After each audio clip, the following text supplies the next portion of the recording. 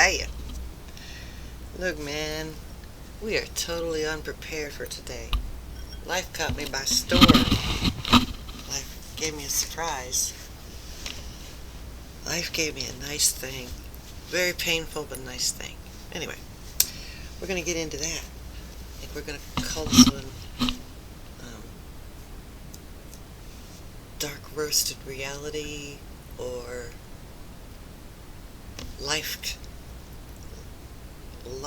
Espresso. I don't know. I'm trying to come up with a coffee themed, and I'm smoking on this video. Not only am I smoking, I'm going to be doing some off-camera activities. You guys can enjoy the sun. How do you love that? I like that. We'll see if we can get it right in the middle of the screen. Something like that. Something like that. Yeah, good enough, right?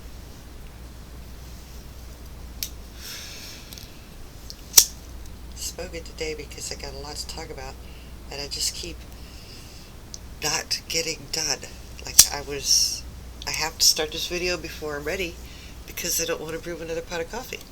This is the second cup. On the first cup,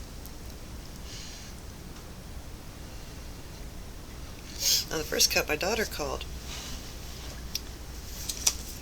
I even took notes this week of thoughts that I was having that I want to hopefully churn back up.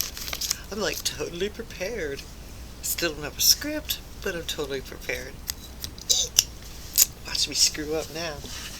Alright, chill.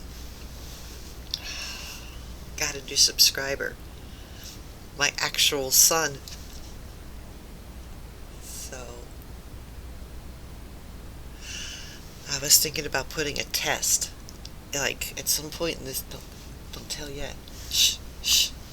You'll see. Or you won't see. You might not see. Okay. Happy coffee day.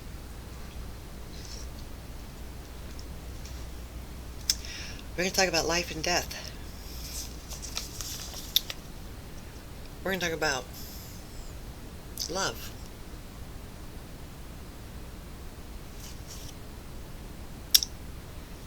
Even hate.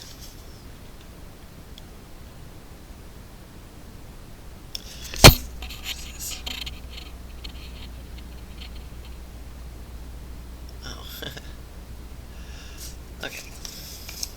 But I want to deliver these thoughts in the right light.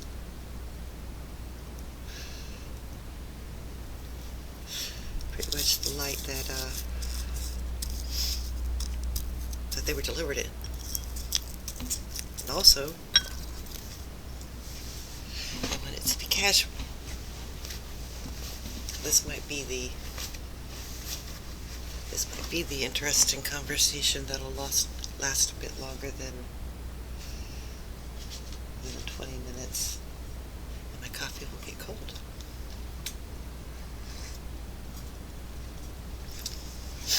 We're going to start with the book today, even though I got notes. Yeah, so I still preached before I read. Ha ha ha. But you don't know that yet.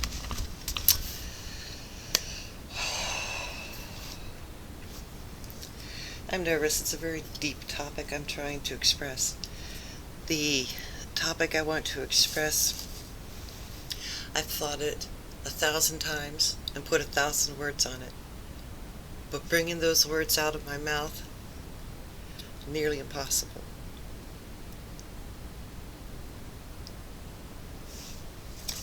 Let's see if there's anything I can talk about first. Dark Roast Mortality. Yeah, that's what I was going to name it. I was going to name it Dark Roast Mortality. Anyway, I also started playing a game, and I suppose I just really want to get back to it. So, I'm not going to be in the proper mind.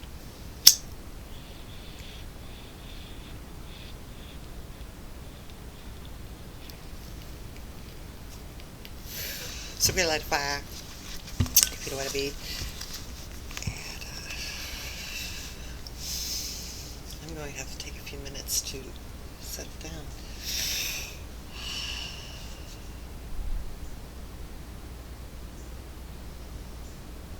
See, this is where I'm going to lose my viewers. But they don't understand. This is how real life goes. If you were ever to meet like a real Jesus or Zen teacher or John the Baptist, there's some real dude sitting there. If you think it was structured and polished, no, you know better. At least you should know better. You should know that intuitively. That the way that wisdom and insight are shared is on that slow time.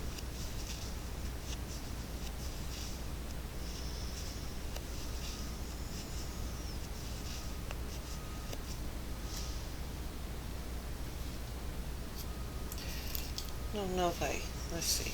Let's just talk about something until I'm actually ready to get where I'm going.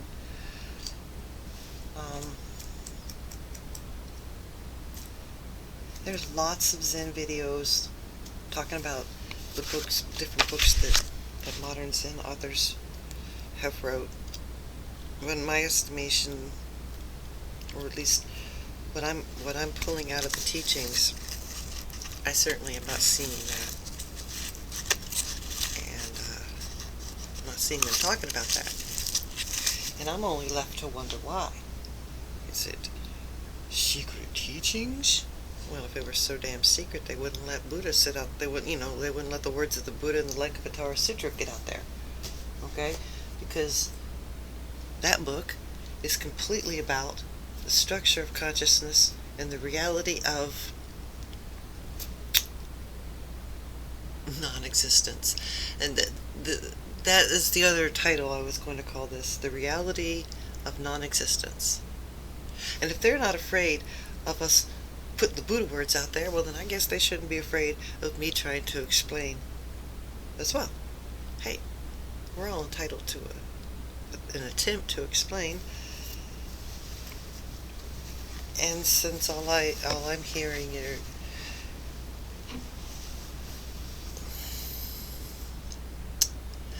more religious, how to calm your mind, how to meditate, how to, oh great, you can calm your mind and you can meditate and you can observe your thoughts and stuff. But that's only so far. You know, you do those things so that you can create a space in your mind to study Zen. And the reason why it's an important thing to me is because what you understand about the nature of consciousness itself, about the mind.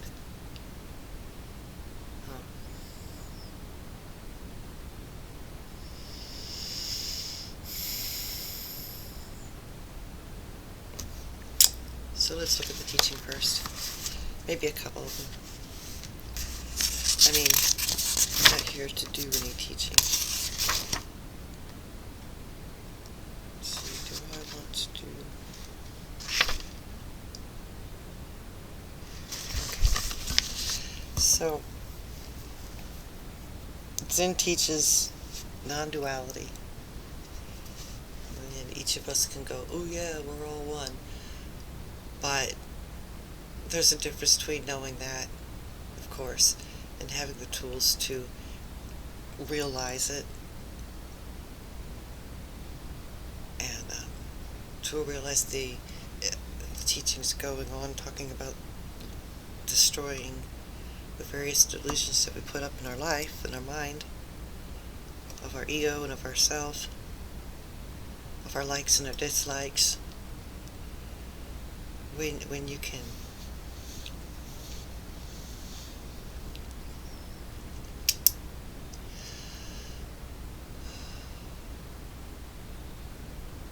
it's not a thing you can just go, ooh, I'm going to suddenly drop all this and do it.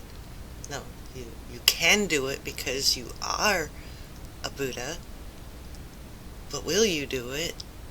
Okay, it's a process of doing it. There's a process to making the coffee and drinking the coffee. The whole thing is coffee. But I've never been good at analogies. And I don't have a clear picture in my mind of what I'm talking about, so I promised I was going to read first. You'll probably never get that from me.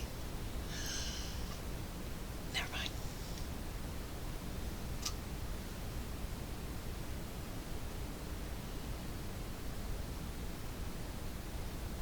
My daughter has a baby. The baby is 4 months. And my daughter has a sharp mind, a scientific mind. And my daughter had insights into her traumas.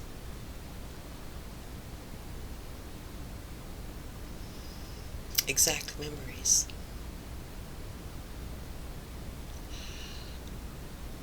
We share the same traumatic memory.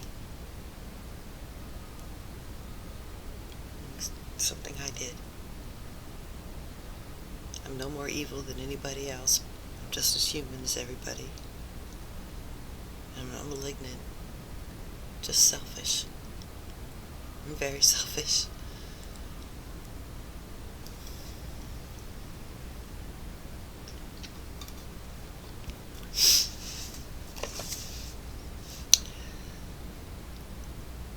But I told her, she told me her side of the story very clearly.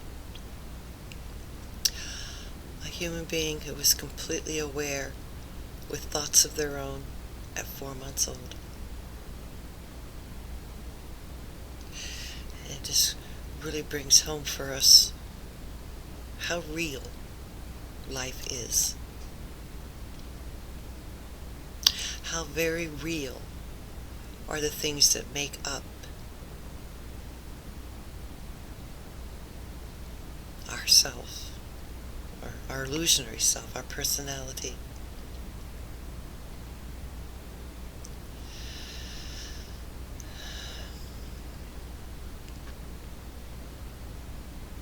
Okay.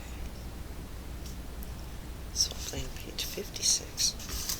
Swamp Plan, 56. Did I write down the wrong page number?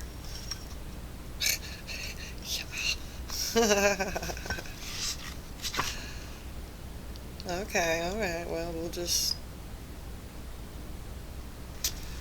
see if that's exactly what we might have meant. Because there's a Yunman quote in that, so maybe I'm just all into that Master Yunman. And a couple of days ago, I just got tired of a section of the book, and I'm like, ugh, I quit. So I stopped reading. And hey, maybe that's why I'm not so damned today. I'm just natural today. Hee hee. Trying not to be natural so I can start reading. Does anybody love me? Oh, sorry. Oh, okay. Yeah, guys. Yeah, I'm spoken the wrong thing. Alright.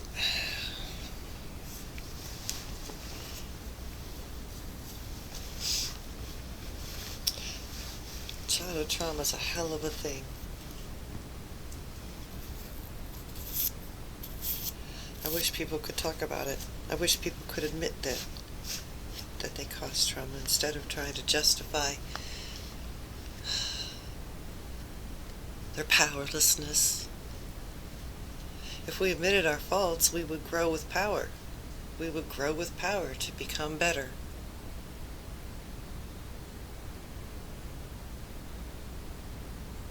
But nobody wants to hear that. And when they go for spiritual and religious videos, they want to hear about magical things that are outside waiting to help and assist. And they're not willing to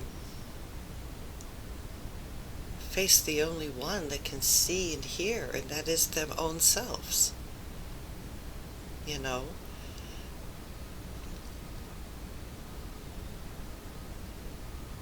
And if they would seek enlightenment and find out that their own self is only self they'll ever know, and well, they don't know that. That's why it's called ignorance. That's why I'm talking to ignorance. And I'm trying to not present religion, because religion itself is not the way it can.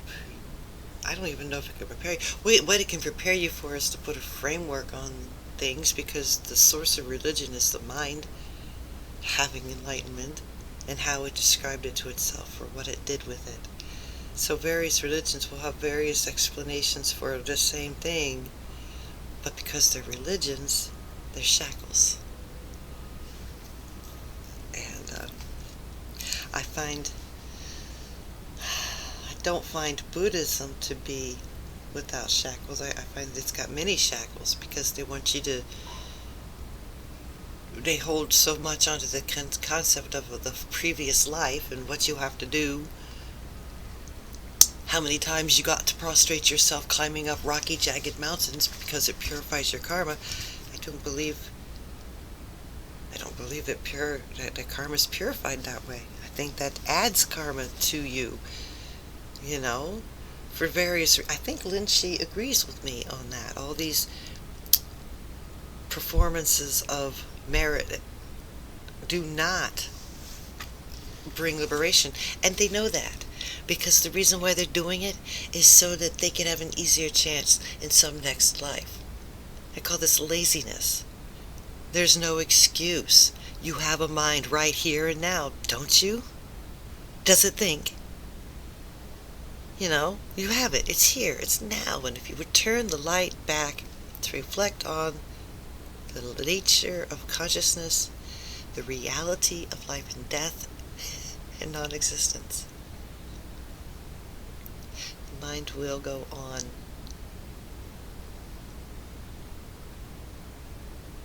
Anyway, so now I'm quite in the mood to read. This is Zen Master Dahoy or Dahoy. I can never pronounce these names, so I kind of make up my own. Besides, I have a lot of Zen Masters. They're like my lovers. They're my buddies. I'm a Zen Master Ho. So we have nicknames, and I call him Zen Master Dahoy. Because a lot of his teachings leave you with that notion of duh. But perhaps not this one. Page 67 of Swampland Flowers, Facing Death.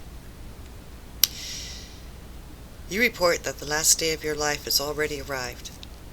You should contemplate just like this in your daily activities. Then the mind of worldly affliction will naturally come to an end.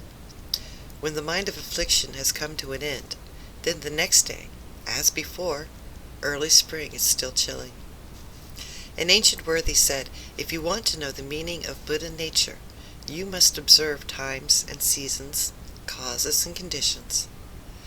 This melting away of the mind of affliction is the time and season of old Yellowface, Buddha, appearing in the world and achieving Buddhahood.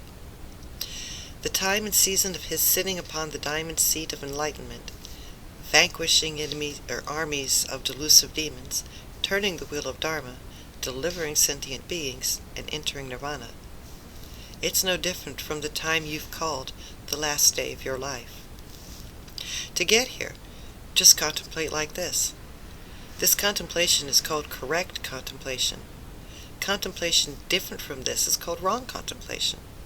If you don't distinguish incorrect from correct, you won't avoid shifting and chasing, following after the times and seasons of others. Religions. You might put that there. I did. If you want to get so you aren't following times and seasons, simply abandon it at once. Put it down where it can't be put down. Don't take these words either. As before, it's just you, layman. There is no other man besides. Nobody can do your progress for you. Nobody can have your understanding for you. Nobody can seek your mind for you. Nobody can liberate your mind or show you what is needing to be liberated from your mind. But they can show you that you are capable of liberating from your own mind, from your own ego mind. Capable. And so we go on to the next teaching. It's just you. This one's to Wang Yin Chang. He wrote this letter, Mr. Dahoy. I take it that you've shut your gate and suspended your dealings with people, leaving aside all worldly affairs to arouse yourself day and night with the sayings I suggested to you. Very good. Very good. In handling this mind, you must take enlightenment as the standard. If you shrink back, saying your root nature is inferior, then go on seeking for an entry, this is truly being inside of the palace asking where the capital is. Right when you're arousing yourself, who is it? And who is it who knows your root nature is inferior? And who is it that's seeking an entry? Not avoiding the mouthwork, I'll explain it. Clearly for you as layman, it's just you. Wing Yang Chang. There aren't two. There's only one Wing Yang Chang. Where else do we get the one who's arousing himself, the one who knows his root nature is inferior, the one who seeks entry?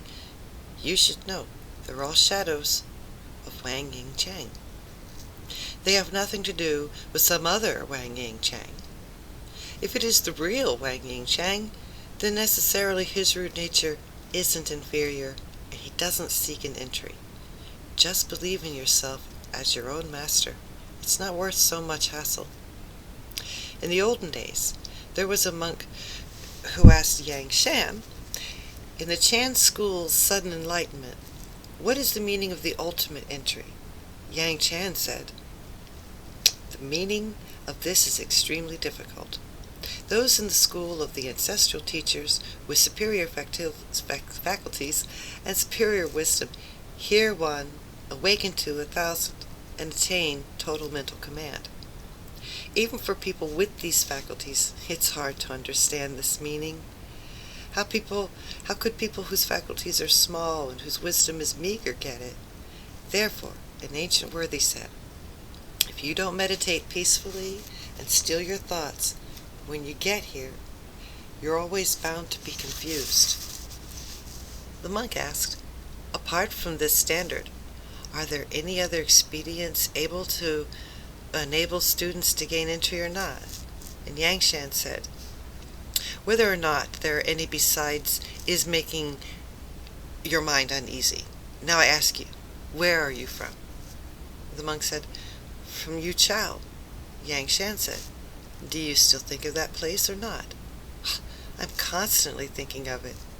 And Yang Shan said, that place is filled with buildings and gardens and forests, people and horses. Think back to that which thinks. Are there so many kinds there or not? He said, here I can't see anything existing at all. And Yang Shan said, your understanding is still in the objective. All right for the stage of faith, but not for your stage of personality. I've already been overly kind, but I must add a further note. Stage of personality means you, Wang Yang Ching. Stage of faith means the one who knows your root nature is inferior and the one who seeks an entry. Right when you're arousing yourself with a saying, reflect back. Is the one that can do the arousing Wang Yang Chang or not? When you get here, there's not even room for a hair inside. If you linger in thought and hold back your potential, then you'll be confused by shadows. Please apply your spirit soon. You shouldn't neglect this. Excuse me.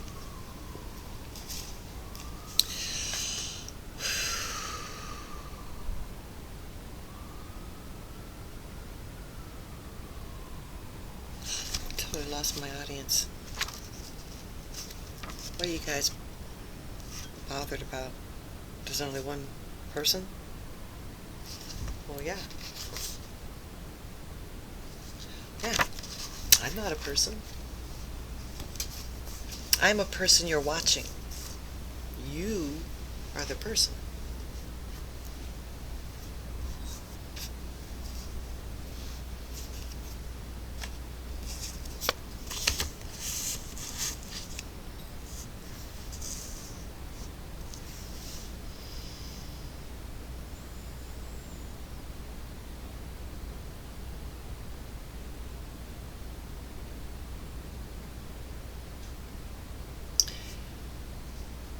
Which brings me to a question of life and death, mortality.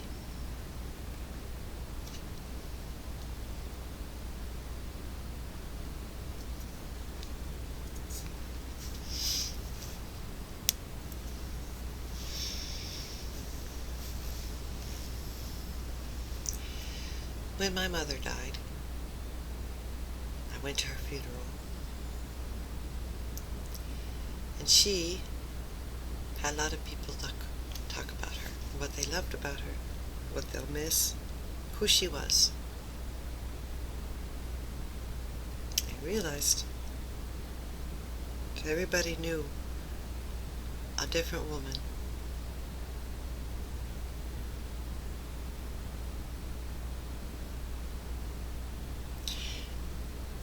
It made me question whether anybody's actually ever known at all.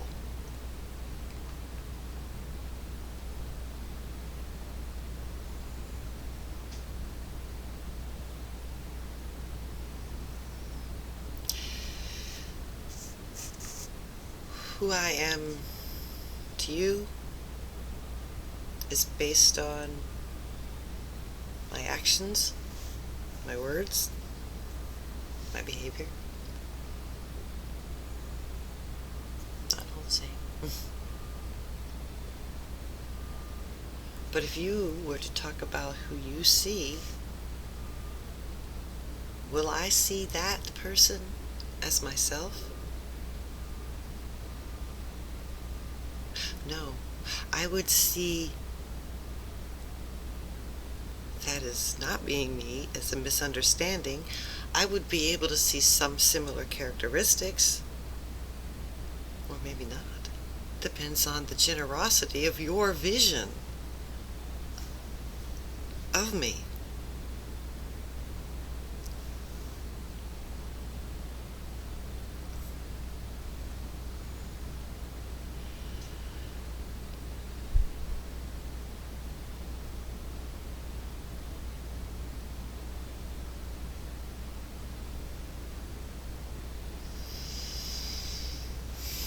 That's quite awesomely profound. That's non-duality. Partially. Mostly. Sort of. Where do I exist? Where exactly do I exist? I don't exactly exist in your head. I exactly exist here, in my head. My little place where I'm making a happy video. Happy video. But you can't talk here. I don't want to talk here. I'm allowed to talk here because I am crazy, remember? Shh. See, I'm a happy person. Woohoo! I enjoy my personality, I really do. Wouldn't it really suck if somebody came along and told me my personality's unwanted, stupid, hateful, the result of a lazy life, uneducated? Well, Jesus Christ, what am I going to do with all this negative? You want me to pick up all them stones and walk around with them? I don't have to. That's what we need to learn. Why do you think you have to?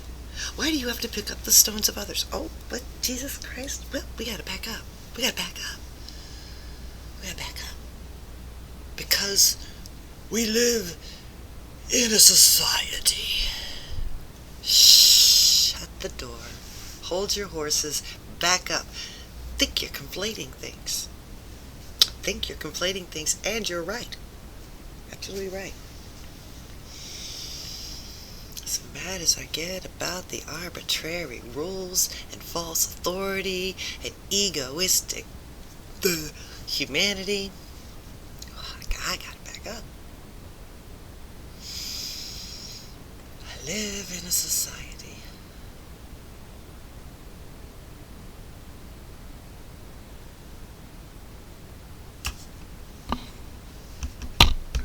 And nobody's going to do it the way I want it, right? So let's get back. I'm trying to storm the gates. We don't have any gates to storm. We need to come back to where we were. Non-duality. The moment. Here. Coffee time. That's what we're talking about, right? Life, death, coffee time. Dark roast mortality, what do you think? Sure. You can always suggest something to talk about. Ask a spiritual question or some shit. Talk about a lesson you're learning that you want help with, but I don't know, I'm not an advice giver or anything. I just ask me questions of some kind so that I can have a place to gauge my conversation. Okay.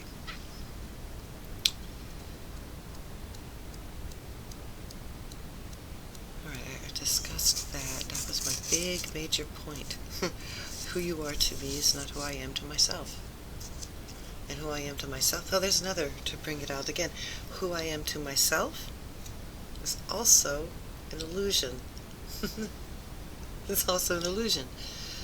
It is based on the experience of the conditions and the causes of what has built my ground. My ground means all of the reality that surrounds your being, your factual or infactual, your awareness self. I never learned the Buddhist words for things, and I don't expect to get many Buddhist scholars to darken my doorstep with their acumen, because I would enjoy that. I would really like to have some vocabulary words, but I think that people find the vocabulary words prestigious when the study of Zen, the study of the mind, and the adaptation to speech is not academic. I lost my point. I put too many adjectives on that, and I lost my point. But who cares? You're not caring? Oh, here's a good part. Son, if you've made it this far, please leave an emoji sentence in the comment section. Alright? Cool. But my sad prediction is I'm so afraid that I'll be dead before he watches this movie so far in. Oh, poor me. Okay, guys. I guess that's plenty long enough. I think I touched everything. Love and hate. Well, based on the fact that what I am is your projection of me, then what you choose to love is also an illusion. Now, I will feel that love. If it is a shared characteristic, then I will be able to have faith that you love me back because we're sharing it. But otherwise, what you love is your image of me, which is an illusion, which is actually a reflection of something within yourself that you love, because you only love in others what you admire in yourself. Same thing for hate. Love and hate are actually the germination of life and death.